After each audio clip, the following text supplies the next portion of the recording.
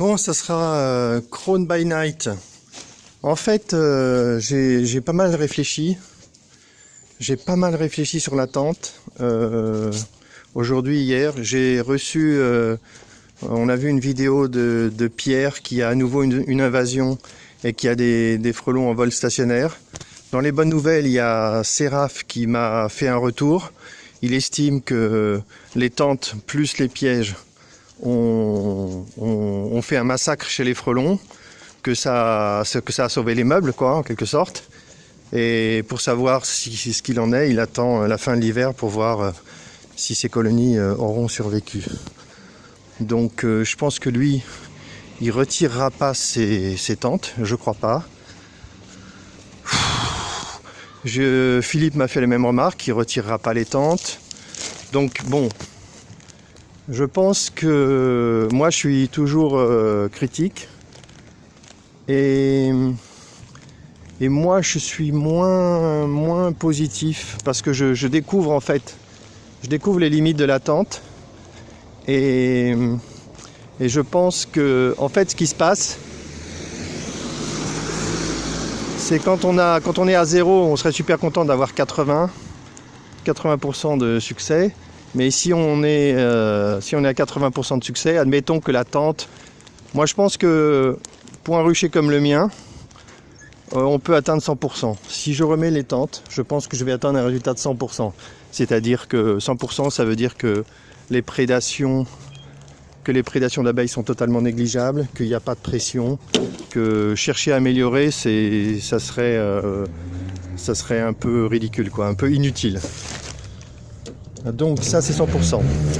100% c'est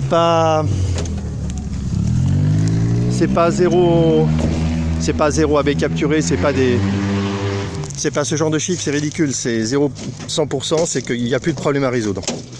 Sauf à perdre son temps, il n'y a plus de problème à résoudre. C'est ça 100%. Donc je pense que sur un rucher comme Montgeron, qui n'a pas une pression délirante, je pense que c'est bon. On est à 90%, 95%, on s'en fout, c'est pas la peine de continuer. En plus, il n'y a même pas de poche là-bas, il n'y a même pas de poche, il n'y a même pas de bouteille et le résultat est très bon. Donc, par contre, quand on a des pressions fortes, le petit pourcentage de frelons qui se débrouillent bien peut détruire les ruches.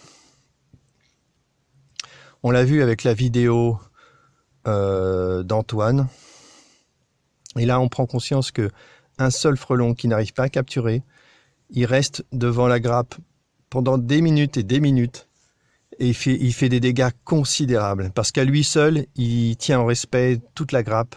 Ça veut dire qu'il travaille à bloquer la colonie. Donc ça veut dire que très peu de frelons peuvent faire de très gros dégâts au niveau du blocage.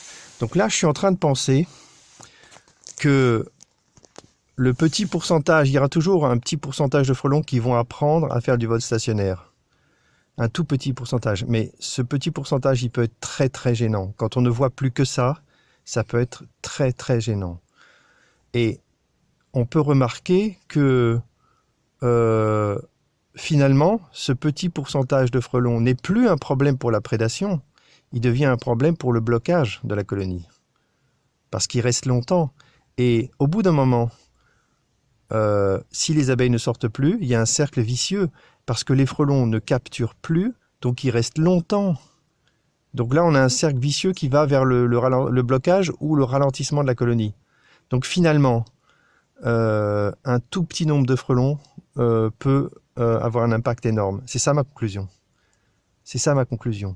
En fait, si on a 80 ou même 90 ou 95% de résultats avec la tente, les 5% qui restent, en fait, sont catastrophiques. Donc on ne peut pas dire « Ah, il reste que 5%, et donc c'est pas la peine de s'en occuper ». Non, c'est pas vrai du tout. Ces 5%-là, il faut s'en occuper. Donc là, je commence à réfléchir pour m'occuper de ces 5%. Comment font, je me suis posé la question, comment font les frelons qui apprennent à faire du vol stationnaire? La première solution, c'est qu'ils ont pu apprendre à faire du vol stationnaire sur un autre rucher. Ils arrivent, ils font du vol stationnaire et ils apprennent.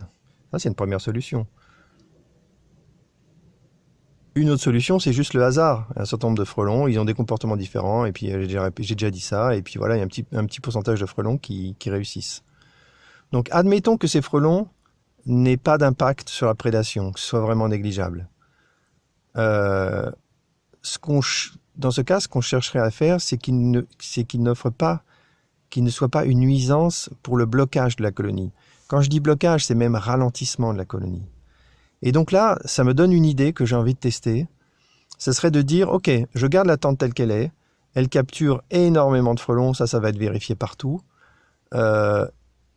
Et je veux me protéger, je veux protéger la colonie du petit nombre de frelons qui ne représentent rien en termes de prédation, mais qui représentent quelque chose en termes de présence devant la ruche. Parce qu'en plus, bien sûr, ils sont exactement au pire endroit, juste devant la grappe. C'est clair, hein. S'ils survivent, c'est qu'ils sont devant la grappe.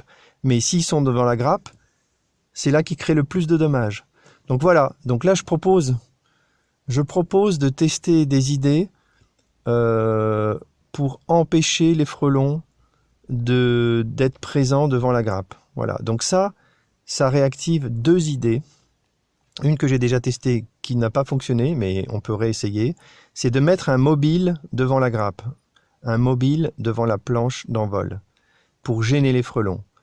Juste pour les gêner et les empêcher de faire du vol stationnaire parfait.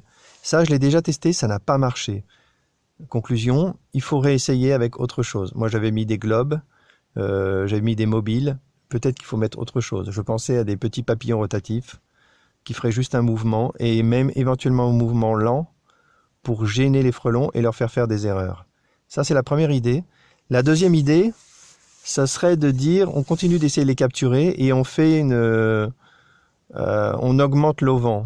Donc ce que je vais faire demain, je vais reprendre, alors ça, pour le coup ça n'avait plus de secret du tout, de toute façon ça l'était déjà plus, je vais reprendre ma tente qui est totalement en maillage, elle est derrière, je l'avais cachée, je vais la reprendre, je vais la remettre, il y aura beaucoup de frelons donc c'est pas mal, je vais la remettre sur une des ruches et je vais utiliser la porte en fait est découpée dans le maillage, elle est enroulée, et elle est fixée par des petites pinces.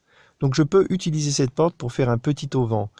Ce qui veut dire, avec des ficelles, un auvent, quoi. Ce qui veut dire que le frelon qui est en vol stationnaire devant la planche d'envol, lui, il va voir l'auvent. Et donc ça va le gêner pour sortir avec l'abeille. Donc ça peut être un facteur capturant supplémentaire. Donc je teste ça demain. Un truc tout simple, juste pour contrecarrer les frelons qui volent trop bien en vol stationnaire devant la planche d'envol. Et l'autre idée, je vais aussi la creuser, c'est de rajouter un mobile, un petit jouet pour enfants, qui tourne lentement devant la planche d'envol pour perturber les frelons et les empêcher de faire du vol stationnaire. Voilà, c'est les deux idées que je propose. Bah, si quelqu'un a d'autres idées, hein, allez-y. Hein. Donc, je fais ça demain et c'est assez prometteur. Probablement que je vais aussi me chercher une bombe de peinture qui traîne chez moi. Je vais essayer de l'utiliser pour bomber les frelons. S'ils survivent, ça sera bien. Parce que du coup, je pourrais les marquer très très vite. Allez, je pense cette fois, c'est fini pour cette vidéo. Allez, c'est parti.